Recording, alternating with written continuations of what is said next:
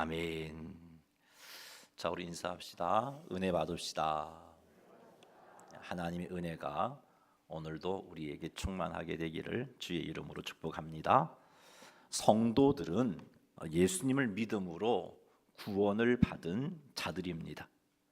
성도들은 예수님께서 십자가 위에서 우리의 과거와 현재와 미래의 모든 죄값을 갚아 주셨기 때문에 우리가 하나님의 의인이, 하나님으로부터 의인이라고 칭함을 받았다는 것을 믿는 자들입니다. 예수님을 믿기 전에 우리는 하나님과 원수되었던 자들이었습니다. 우리의 죄로 인한 하나님의 진노로 심판을 받아 멸망받을 자들이었습니다. 멸망받는다는 것은 지옥에 떨어져 영원한 지옥의 고통을 겪게 되는 것을 의미합니다. 우리는 그런 존재였습니다. 하나님께서 이런 우리를 불쌍히 여기셔서 독생자 예수님을 보내어 주셨습니다. 예수님께서는 우리의 모든 죄값을 짊어지시고 우리를 대신하여서 십자가에서 죽으심으로 우리의 모든 죄값을 갚아 주셨습니다. 그리고 부활하심으로 우리의 모든 죄가 사하여졌음을 확정해 주셨습니다. 우리는 예수님으로 인하여 과거와 현재와 미래의 모든 죄값이 해결되었음에 대해서 늘 감사하고 그 은혜를 기억하며 하나님 앞에 헌신하고자 하는 삶을 살아야 합니다. 이런 은혜를 주신 하나님께 감사와 영광을 돌려야 합니다. 뿐만 아니라 우리에게 이렇게 큰 은혜를 주신 하나님께서 원하시는 것을 깨달아서 하나님께서 원하시고 하나님께서 기뻐하시는 삶을 살아야 합니다. 하나님이 우리에게서 원하시는 삶, 기뻐하시는 삶이 무엇이겠어요? 내가 거룩하니 너희도 거룩하라. 즉 하나님처럼 성도인 우리가 거룩한 삶을 살기를 원하십니다. 이스라엘 백성들을 출애굽시키고 나서 이스라엘 백성들이 요구한 것도 이것이죠. 내가 거룩하니 너희도 거룩하라라는 것이었습니다. 예수 그리스도의 은혜로 구원함을 받은 우리에게도 요구하시는 것이 성화의 삶, 거룩해지는 것입니다. 자, 그런데 구원받은 하나님의 백성들이 이 하나님의 은혜를 기억하면서 하나님께서 원하시는 대로 거룩한 삶을 살아야 하는데 그렇게 살지 못하고 있다는 것입니다. 하나님께서 우리에게 주신 구원의 은혜를 죄를 짓는 데 사용하고 있더라는 것이죠. 예수님께서 과거와 현재와 미래의 모든 죄값을 갚아주셨으니 비록 내가 죄를 짓는다 해도 결코 정죄함이 없으리라. 하나님이 다 죄값을 갚아주셨기 때문에 그러면서 죄 짓는 자들이 있다는 겁니다. 회개하면 된다고 생각하고 쉽게 죄 짓습니다. 죄 짓고는 뭐 회개하면 되겠지. 그렇게 쉽게 죄를 짓는 자들이 있습니다. 성도들이 구원의 은혜를 죄 짓는 데 사용하게 되면 하나님의 영광을 가릴 수밖에 없습니다. 하나님께서 주신 사명도 감당할 수 없습니다. 구원의 은혜를 죄 짓는 데 사용하는 성도를 보면 우리 하나님께서 뭐라고 말씀하실 것 같습니까? 오늘 이 시간을 통해서 하나님께서 원하시는 죄에 대한 성도의 자세를 깨닫게 되기를 원합니다. 그리하여 거룩하라 하신 하나님의 말씀 앞에 온전히 순종함으로 거룩함을 이룰지언정 은혜를 빌미로 죄 짓는 데 자유하는, 그래서 하나님의 마음을 아프게 하는 성도님들이 한 분도 없으시기를 주님의 이름으로 축복합니다. 예레미야 예가 2장 1절 말씀 같이 한번 읽어보겠습니다. 슬프다 주께서 어찌 그리 진노하사 딸 시온을 구름으로 덮으셨는가. 이스라엘의 아름다움을 하늘에서 땅에 던지셨으며 그의 진노의 날에 그의 발판을 기억하지 아니하셨도다. 아멘. 예레미야 선지자는 슬프다 하면서 탄식하고 있습니다. 예레미야가 탄식하는 이유는 하나님께서 진노하셔서 딸 시온을 구름으로 덮으셨기 때문이다 라고 말하고 있습니다. 여기서 언급된 딸 시온은 남유다를 가리킵니다. 그리고 구름으로 덮으셨다는 것은 하나님의 진노가 짙은 먹구름처럼 남유다를 덮어서 빛이 하나도 들어오지 못하여 캄캄하게 되는 그런 상태를 의미합니다. 예레미야는 하나님의 진노하심이 남유다에 임해서 그 진노하심 때문에 이 남유다가 엄청스럽게 고통 가운데 있는 모습 때문에 그 현실 앞에서 슬프다고 탄식하고 있는 것입니다. 남유다에 진노하신 하나님께서는 이스라엘의 아름다움을 하늘에서 땅에 던지셨습니다. 여기서 이스라엘의 아름다움은 하나님의 성전이 있는 예루살렘 성을 의미합니다. 하나님은 하나님의 성전이 있는 예루살렘을 하늘에서 땅에 던지셨다라고 말씀하시므로 예루살렘이 비천하게 되게 하셨고 산산조각 나도 파멸시키셨다 하는 것을 예레미야는 표현하고 있습니다. 어찌하여 이런 일을 하나님이 하셨는가? 하나님의 성전이 있는 이 예루살렘을 어떻게 이렇게 비참하게 만드셨는가? 하나님의 성전이 있는 이 예루살렘을 어찌해서 하나님은 이렇게 산산조각나게 만드셨는가? 그걸 탄식하고 있는 겁니다. 남유다 백성들은 예루살렘 성은 결코 망하지 않는다라고 생각을 했습니다. 아니, 굳게 믿었습니다. 왜 망하지 않는가? 예루살렘 성에 하나님의 성전이 있기 때문이다. 그것 때문에 망하지 않는다고 생각했어요. 그 성전에 하나님이 임재해 계시기 때문에 예루살렘 성은 어떤 일이 있어도 망하지 않는다. 그 누구도 이 예루살렘을 어찌할 수 없다라는 생각을 했어요. 그래서 선지자들이 예루살렘을 망한다라고 경고해도 웃기고 있네, 그냥 코웃음 쳤던 겁니다. 그런데 이 예루살렘이 망해버렸어요. 예레미야는 그 예루살렘이 망하게 된 이유가 하나님께서 비천하게 만드셨고 하나님께서 파멸시키셨기 때문이다라고 밝히고 있습니다. 하나님이 파멸시키셨어요. 그래서 예레미야가 슬프다며 탄식하고 있는 겁니다. 뿐만 아니라 1절 하반절 말씀을 보면 하나님께서 그의 진노의 날에 그의 발판을 기억하지 아니하셨다라고 말하고 있습니다. 여기서 그의 발판은 하나님의 언약궤를 의미합니다. 법궤, 언약궤를 의미합니다. 그 언약궤, 법궤를 기억하지 않았다는 것은 이방 정복자들에게 철저히 하나님의 언약궤와 법궤가 유린당하게 내버려 두셨다는 겁니다. 그 언약궤를 품고 있는 성전이 짓밟히도록 하셨다는 겁니다.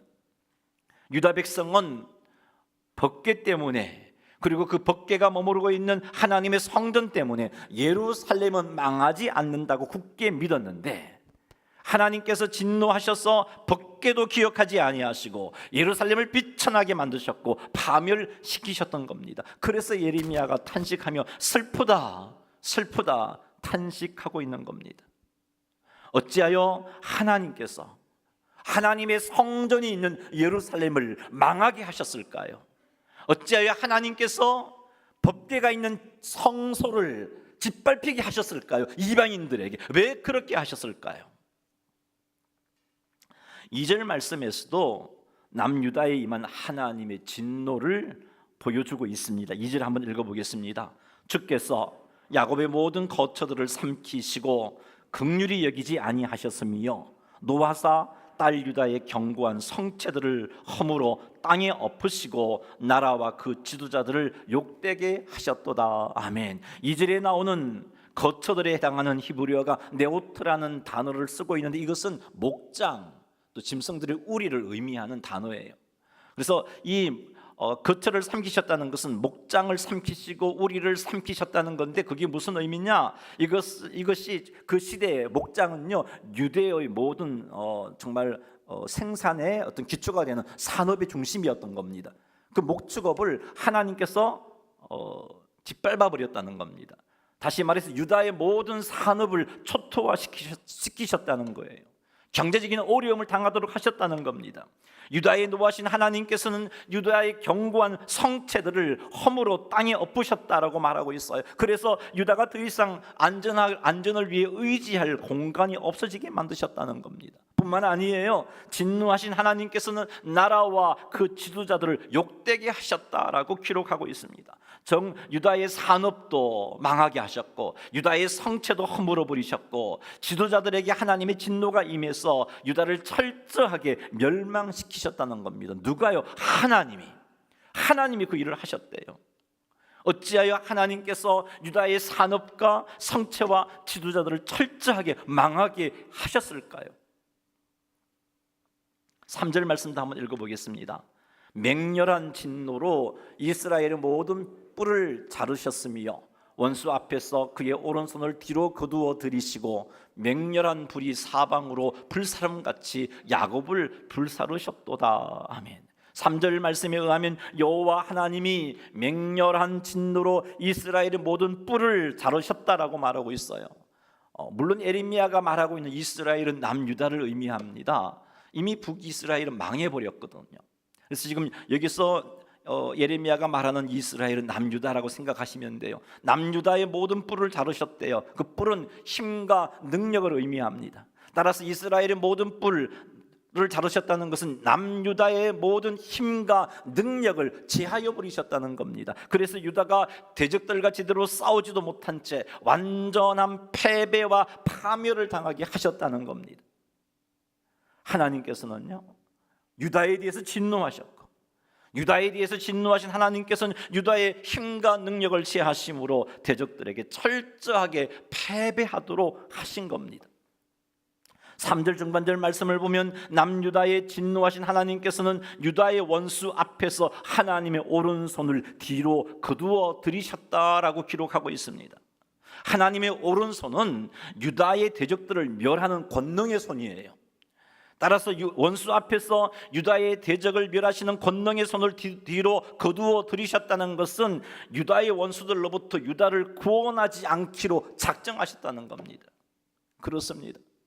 하나님은 남유다가 바벨론에 의해서 공격당할 때 그냥 버려두셨어요. 구원하지 아니하셨어요. 철저하게 망해버리도록 하신 겁니다. 3절 하반절 말씀을 보면 하나님께서 맹렬한 불이 사방으로 불사름같이 야곱을 불사르셨다라고 기록하고 있습니다. 하나님의 진노로 유다가 순식간에 철저하게 폐허가 되고 말았다는 겁니다. 어찌하여 하나님께서 유다의 힘과 능력을 제하시고 하나님의 오른손을 유다로부터 거두시고 순식간에 유다를 황폐하도록 만드셨을까요? 4절 말씀도 읽어보겠습니다. 원수같이 그의 활을 당기고 대적처럼 그의 오른손을 들고 서서 눈에 드는 아름다운 모든 사람을 죽이셨으며 딸 시온의 장막에 그의 노를 쏟으셨도다. 아멘. 4절 말씀은 유다에 대한 하나님의 진노가 얼마나 큰지를 생생하게 보여주고 있습니다. 사실 유다는 하나님의 언약 백성 아닙니까? 항상 하나님과 특별한 관계를 유지해 온 그런 나라입니다. 여호와 하나님은 유다 백성의 왕이셨습니다. 여호와 하나님은 유다의 목자였습니다. 여호와 하나님은 유다의 남편이었습니다. 여호와 하나님은 유다의 인도자였어요. 여호와 하나님은 그들을 위해서 싸우시는 용사였습니다. 하나님의 오른손은 유다의 대적을 치셨고 하나님의 백성 유다를 구원해 주셨습니다. 그런데 4절 말씀에 의하면 하나님께서 유다를 향하여 원수같이 여기시고 유다를 향하여 활을 당기셨다라고 말씀하고 있습니다. 하나님의 오른손을 들고 유다의 아름다운 모든 사람을 죽이시고 시온의 장막 쪽 유다의 삶의 터에 하나님의 노를 불처럼 쏟아 부으셨다라고 말씀하고 있습니다. 5절에서도 이스라엘 백성 즉 유다 백성들에게 하나님이 원수같이 대하고 있는 모습을 밝히고 있습니다. 5절 한번 읽어보죠. 주께서 원수같이 되어 이스라엘을 삼키셨으며 그 모든 궁궐들을 삼키셨고 견고한 성들을 무너뜨리사 딸 유다의 근심과 애통을 더하셨도다. 아멘. 하나님께서는 하나님의 백성들의 모든 궁궐들, 견고한 성들을 무너뜨리시고 유다의 근심과 애통을 더하셨다는 겁니다. 유다의 어려움을 당하게 한 주체가 하나님이라는 거죠. 어찌하여 그들의 목자고 그들의 남편이고 그들을 위해서 싸우시는 용사 되신 하나님께서 유다를 원수같이 대하셨을까요? 6절도 한번 읽어보겠습니다. 주께서 그의 초막을 동산처럼 헐어버리시며 그의 절기를 폐하셨도다. 여호와께서 시온에서 절기와 안식을 잊어버리게 하시며 그가 진노하사 왕과 제사장을 멸하셨도다. 아멘. 여기서 그의 초막은 하나님의 인재의 상징의 첫소인 성막을 가리킵니다. 성막. 근데 솔로몬이 성전을 짓고 나선 성막이 성전으로 흡수되어 버렸죠. 그래서 예레미야가 말하는 그의 처소는 곧 하나님의 성전을 의미한다라고 보시면 됩니다. 근데 하나님이 그 성전을 어떻게 하셨다고요? 동산처럼 헐어버리셨다는 겁니다. 여기서 말하는 동산은 그냥 잡초와 잡목이 무성해진 자연의 동산, 그렇게 하나님의 성전을 그렇게 만들어버렸다는 거예요. 함부로 취급하셨다는 겁니다.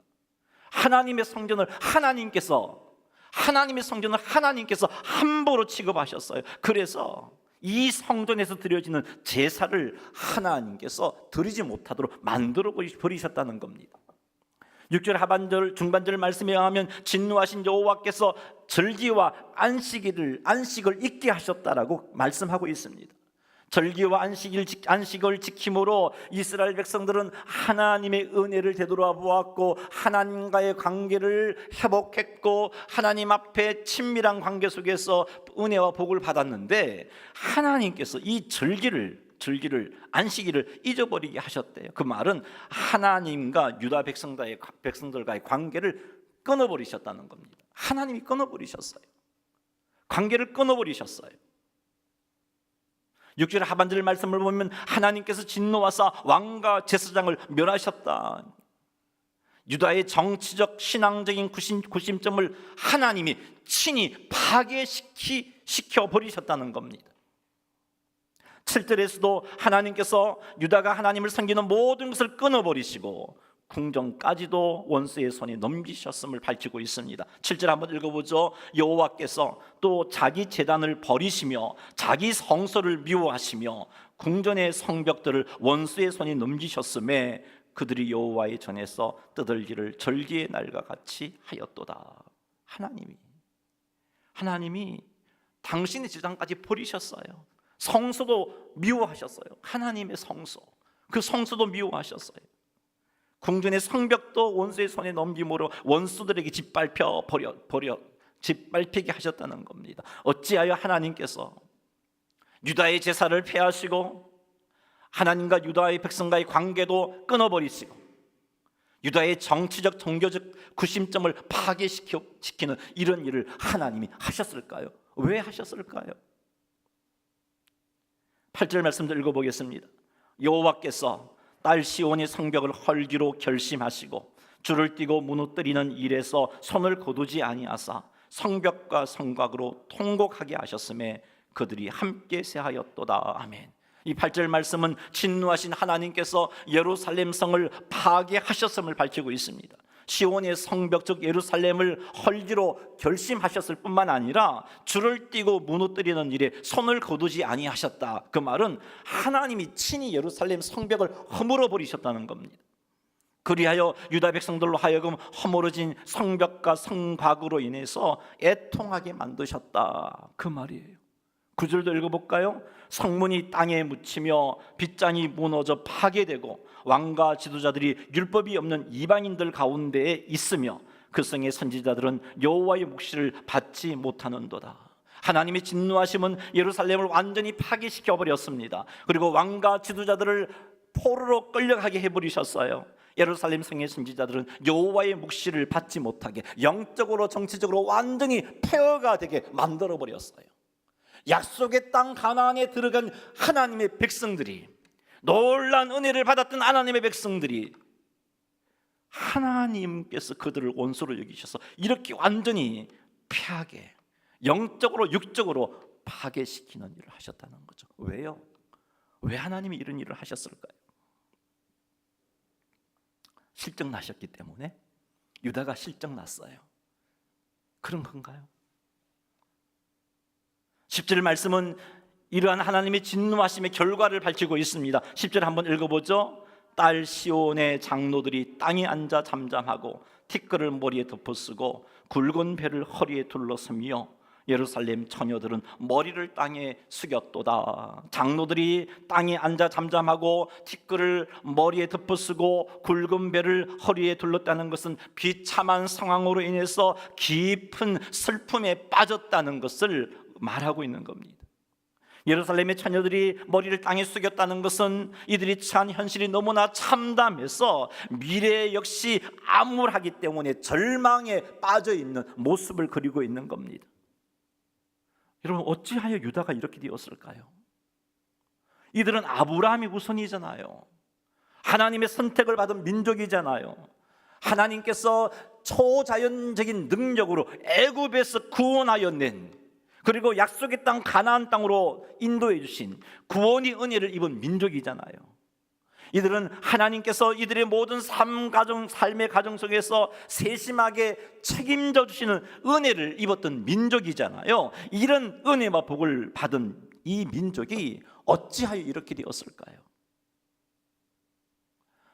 이들은 하나님의 특별한 은혜로 열방 중에서 건짐을 받은 언약 백성으로서 내가 거룩하니 너희도 거룩하라 하신 하나님의 말씀에 합당하게 살아야 했습니다.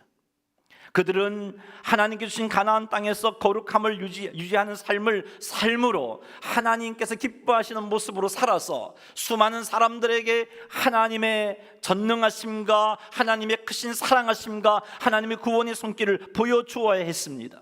그런데 이스라엘 백성들은요, 이 유다 백성들은 가나안 땅에서 자신들의 거룩함을 유지하는 삶을 살지 않았습니다.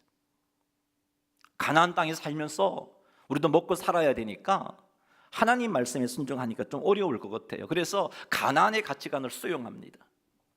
그래서 자연스럽게 우상 숭배하게 되었어요. 농사를 잘 지으려면 어떻게 하나 물어보니까 바알과 아세라를 섬겨야 된다고 가나안 사람들이 이야기하는 거예요. 만나는 사람들마다 그런 말을 하는 겁니다. 그런 가치관이 그들 유다 백성들에게 들어와 버렸어요. 그래서 농사를 짓는 그들이 농사를 잘 짓기 위해서 바알을 섬기고 아세라를 섬겼습니다. 물론 그렇다고 하나님께 제사를 드리지 않은 것 아니에요. 하나님의 예배를 피한 것 아닙니다. 예배는 예배대로 드렸어요. 그러면서 가나안의 우상을 받아들였습니다. 이들은 하나님께 드리는 제사를 너무나 함부로 취급해버렸습니다.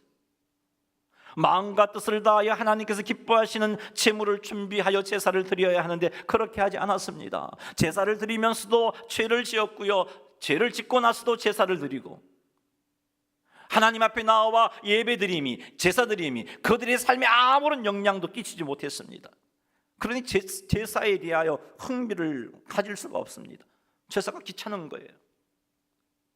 하나님을 못 만나니까 변화도 일어나지 않고, 변화가 일어나지 않으니까 예배 드리고 제사를 드려도 여전히 죄 가운데 살고 있고, 그러니 이 예배가 뭐지? 잘 몰랐던 겁니다. 근데 예배를 안 드리려고 하니까 하나님이 벌 주실 것 같아요. 그래서 안 드릴 수는 없고 드리자니 귀찮고, 그래서 억지로 드렸습니다. 이들은요, 심지어 제사의 제물을 가지고 하나님을 조롱까지 하지요. 하나님은 흠없는 제물을 원하셨는데 자기가 가지고 있는 가축 가운데 상품성이 없는 것, 그걸 골라서 제물로 드렸어요. 다리 저는 것, 병든 것, 팔 수도 없는 그런 것들을 제물로 드리기 시작했습니다. 하나님을 함부로 대하기 시작했어요. 왕과 그의 신하들은 하나님을 의지하기보다는 힘 있는 나라를 의지했습니다. 제사장과 선지자들은 하나님의 말씀에 순종하여 백성들을 말씀으로 제대로 가르치지 않았습니다. 하나님의 크신 사랑과 은혜에 감사하기보다는 불평하고 원망했습니다. 이런 불평과 원망이 다른 사람들에게 영향을 끼쳐서 이들도 하나님께 불평하고 원망하게 만들었습니다. 형제를 사랑하고 섬기지 않았습니다. 형제를 정죄하고 형제를 판단하고 형제를 업신여겼습니다. 형제를 이익의 도구로 삼았습니다.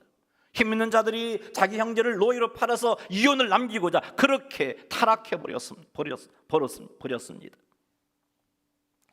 이들은 마땅히 하나님께 드려야 할 11조를 드리지 않았습니다. 11조를 드리지 않으니까 제사장과 레위인들이 먹고 살 길이 막히는 거예요. 그래서 제사장과 레위인들은 그들이 감당해야 할 사명을 내려놓고 먹고 살 길을 찾아서 뿔뿔이 흩어지고 말았습니다. 그러니 영적으로도 타락할 수밖에 없었던 것이죠. 이렇게 하나님께 죄를 지으면서도 그들은 생각했습니다. 우리는 하나님의 선민이야. 이렇게 하나님께 죄를 지으면서도 우리는 하나님의 선민이기 때문에 망할 수가 없어, 망하지 않아 라고 생각했습니다. 예루살렘에 하나님의 성전이 있기 때문에 예루살렘은 결코 망하지 않는다고 생각했습니다. 전능하신 하나님께 우리가 여전히 제사를 드리고 있고, 귀찮기는 하지만 그래도 제사의 자리에 나가고 있고, 절기의 자리에 나가고 있고, 이렇게 하나님을 섬기고 있기 때문에 하나님께서 도와주실 것이라고, 그래서 망하지 않을 것이라고 생각했던 겁니다. 이런 생각을 가지고 있으니까 하나님께서 선지자를 보내서 그들의 잘못을 짚어주고 회개하라고, 돌이키라고 그렇게 말씀해 주셔도 듣지 않았습니다. 왜 예루살렘이 망하지? 죄로부터 돌이키지 않으면 하나님의 심판이 임한다. 듣지 않았습니다. 예루살렘이 망하고 유다가 망한다는 수많은 선지자가 와서 경고해 주었음에도 불구하고 회개하지 않았습니다. 어떻게 하나님의 성전이 있는 예루살렘이 망할 수 있단 말인가? 어떻게 하나님의 선민인 우리가 이방인들에게 망할 수 있단 말인가? 이런 생각에 선지자들의 경고를 무시했습니다. 그리고 계속해서 하나님께 죄를 지으며 살았어요. 하나님께서는 이들을 돌아서기를 기다리셨어요.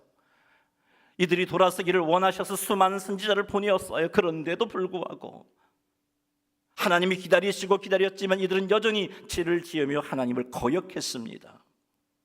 이러다 결국 하나님의 진노가 이들에게 임했고, 오늘 여러분들이 읽어본 에레미야 예가 2장 1절에서 10절과 같은 참으로 비참한, 도무지 하나님의 선민과 어울리지 않는 참으로 비참한 일들, 그런 일들이 일어났던 겁니다. 죄를 짓는 이들에게 경고해 주셔도 돌이키지 않고 계속해서 죄를 지으며 살았기 때문에 결국 하나님께서 유다를 원수로 여기셨어요. 하나님께서 이들이 믿고 있는 예루살렘을 망하게 해버리셨어요. 이들이 건성으로 드리는 제사를 받지 아니하려고 성전과 제단을 헐어버리셨어요.